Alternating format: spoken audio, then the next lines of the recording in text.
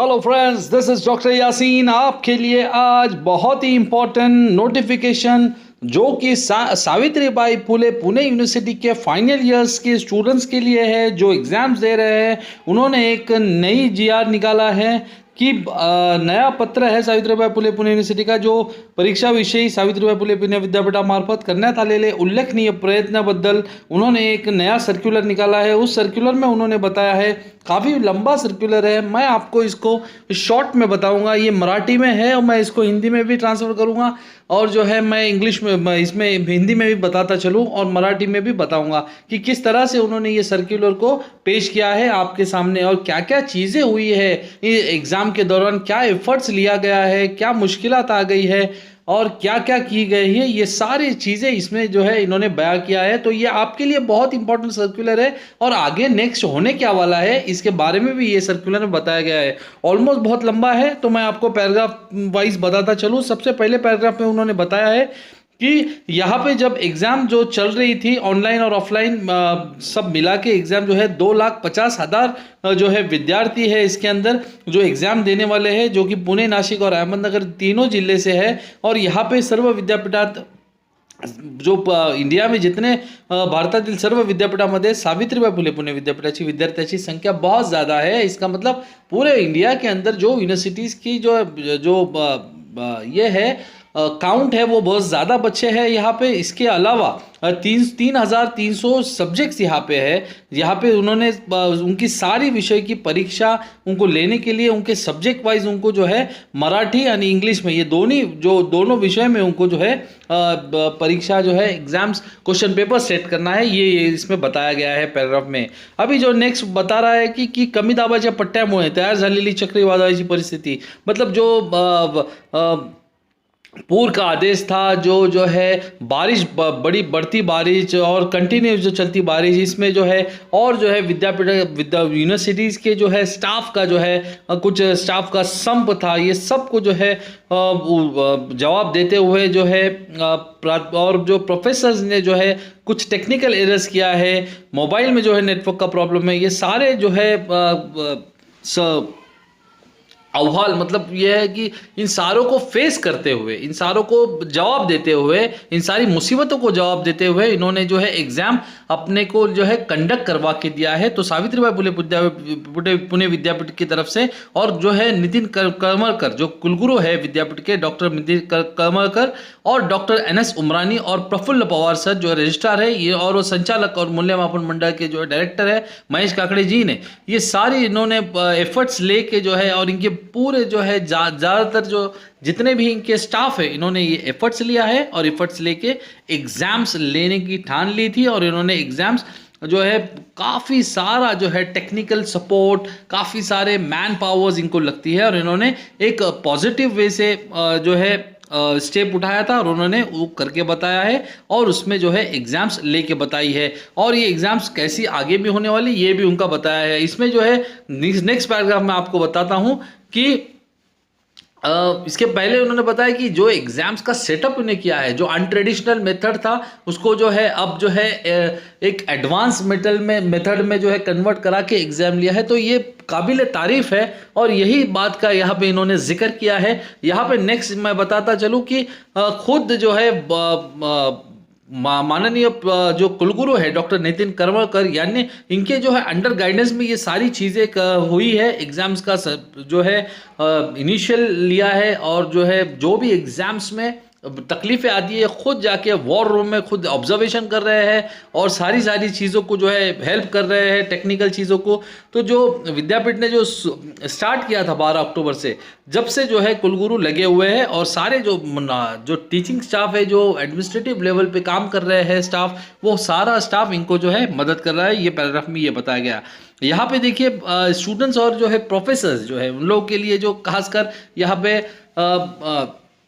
ये थोड़ा सा उनको जो है थोड़ी सी उनकी खिंचाई यहाँ पे थोड़ी मैं बोलूँगा, या तो उनको थोड़ा सा एक स्ट्रिक्ट बात यहाँ पे बोले हैं की जो साक्षरता जो टेक्नॉलॉजी का जो है उनको जो है बहुत ज़्यादा डेव्हलपमेंट की बहुत ज़्यादा ज़रूरत है. ऑनलाईन परीक्षामुळे देखिए विद्यार्थी और प्राध्यापक यांच्यासमोर तंत्रज्ञानाच्या साक्षरते डिजिटल लिटरेसी जिसको कहा गया, उन्होंने भी यहाँ मेंशन किया हुआ है कि विशेष करून जो मानवीय शास्त्र, सामाजिक शास्त्र, ये सारे डिफरंट जो एग्जाम्स है ऑनलाईन पद्धतीने परीक्षा देताना जास्त अडचणीचे सामोरे जावे लागले आहे, क्योंकि यहाँ पे उन्होंने जो है ऑनलाइन सिस्टम बहुत पहली बार इनिशिएट किया है और सॉफ्टवेयर की जो है ज़्यादा से ज़्यादा मालूमात काफ़ी सारे टीचर्स को नहीं है, प्राध्यापक टेक्नो सैवी जो है नाही आहेत, अशांना तांत्रिक अडचणींना सामोरे जातात. जिसको जो ये इलिटरेसी है जो डिजिटल वे करने की, उनके लिए बहुत ज़्यादा मुश्किल आई है, ये बताया गया है. और देखिए भविष्यातील शिक्षण पद्धतीमध्ये तंत्रज्ञानाचा वापर जास्त होणार असल्यामुळे विद्यार्थ्यांची तंत्रज्ञान साक्षरतेबाबत जागरूक रहना हवे. जहाँ पे जो है वो ये बताया गया है इसमें कि स्टूडेंट्स को ये सारी टेक्निकल चीज़ें जो है आना चाहिए, क्योंकि जो फ्यूचर में जो है साइंस एंड टेक्नॉलॉजी ड्रिवन कर रही है उसके बारे में ये बताया गया है. मोबाईल वापर केवळ चॅटिंगसाठी न करता शिक्षणासाठी सुद्धा करता येऊ शकतो. ये बहुत इंपॉर्टेंट पॉइंट यहाँ पे दिया है कि only don't you have to chat, you have to be very particular about your studies and education, so we can have the this type of different initiates in the technology. और दूसरी बात, हम लोग जो है बहुत ज़्यादा बच्चे स्टूडेंट्स के लिए खास ये पॉइंट दिया गया, बहुत ज़्यादा बच्चों ने मॉक टेस्ट नहीं दिया है, जैसे कि उसको सराव चास्ती बोलेंगे, तो उसके वजह से एब्सेंट रहने की वजह से उनको जो है ट्रेनिंग नहीं हो पाई है ये सॉफ्टवेयर हैंडल करने की. इस वजह से भी जो है काफ़ी सारे बच्चों को मुश्किल आई है. तो यहाँ पे उन्होंने भी जो है इसका जिक्र किया है. और देखिए ये नेक्स्ट पॉइंट उन्होंने बताया है कि पेपर सेटिंग, जो गुणवत्ता तपासणी, क्वालिटी चेक है, प्रश्न पत्रिकेचे एक्सेल फॉर्मेटमध्ये रूपांतर करने, मतलब उसको जो है ट्रांसफर करना था, एक्सचेंज करना था, कन्वर्ट करना था, you can say Excel format में.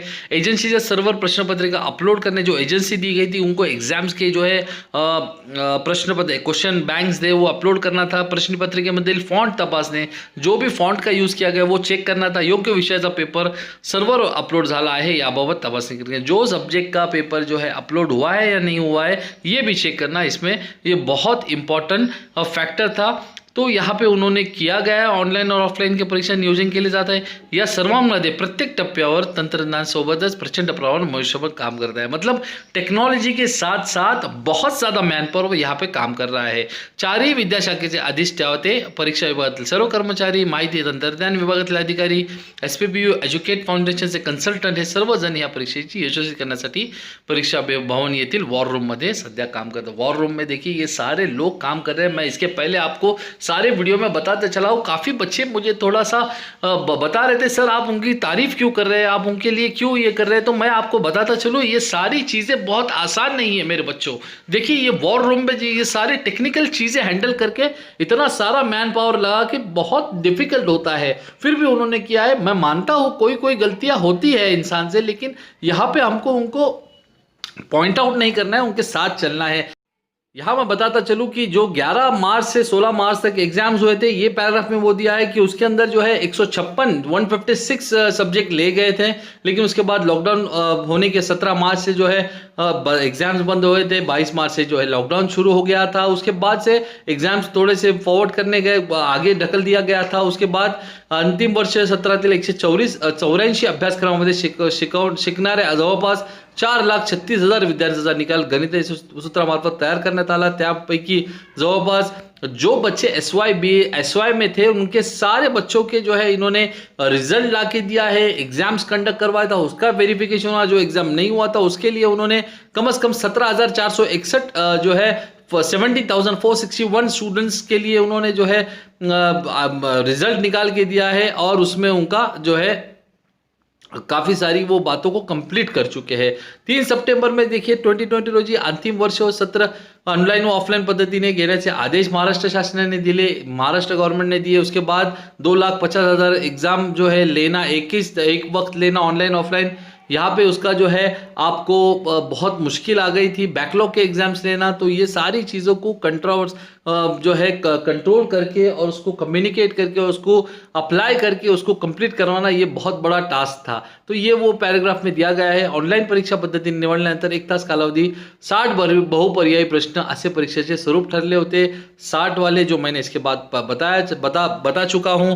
तो यहाँ पे 60 में से 50 आपको करना है। 4 सप्टेंबर ते 20 सप्टेंबर 2020 पर्यंत 18,000 प्राध्यापक यांना बहुपर्यायी प्रश्न असलेल्या प्रश्नपत्रिका तैयार करण्याचे आव्हान दिले होते। यहाँ पे एग्जाम्स को प्रोफेसर्स को काम दिया गया था कि क्वेश्चंस बैंक निकालिए। उसके अंदर जो है सर्व प्राध्यापकांनी 3,700 पर्यंत विषयाचे प्रश्नपत्रिका देणे अपेक्षित होते, लेकिन प्रश्नपत्रिका विद्यापीठाकडे पाठवण्यासाठी एक विशिष्ट जो है उन्होंने एक स्ट्रक्चर तैयार किया गया था एक्सेल फॉर्मेट में, वो उसमें देना बहुत ज़रूरी था। लेकिन एक्सेल फॉर्मॅटमध्ये मूळ आराखड्यामध्ये कोणतीही फेरफार न करता इंग्रजी व मराठी युनिकोड फॉन्टमध्ये माहिती भरने अपेक्षित होते, लेकिन शिक्षण ही सर्व माहिती भरण्याची पद्धत नवीन होती। वो उनके लिए, टीचर्स के लिए ये सारी चीज़ों को जो है आकलन करना और उसको इम्प्लीमेंट करना बहुत नई थी। और ज्या ठिकाणी गणितीय मतलब मैथमेटिक्स लगता है, इमेजेस लगते हैं और वहाँ पे जो है इक्वेशंस लगते हैं वहाँ पे, और इनको जेपीजी में देना था ये फॉन्ट में, लेकिन वो नहीं दे पाए।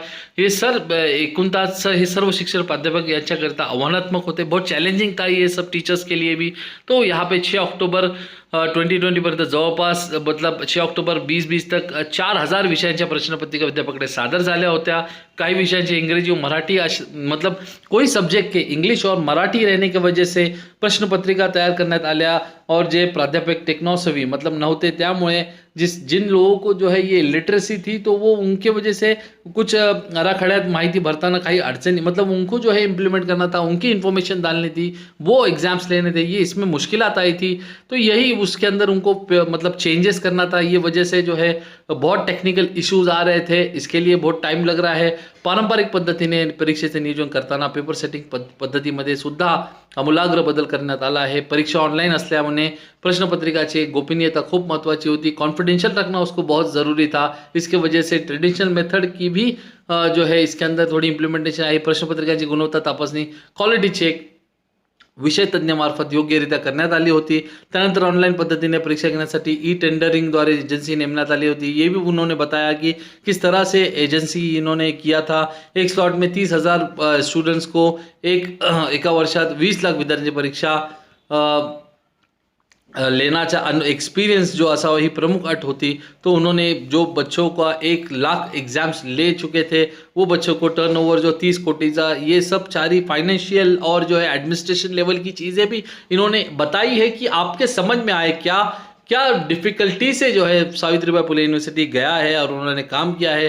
त्यानुसार उन्होंने एजन्सीनी 12 ऑक्टोबरपासून ऑनलाईन ऑफलाईन परीक्षा सुरू झाल्या होत्या।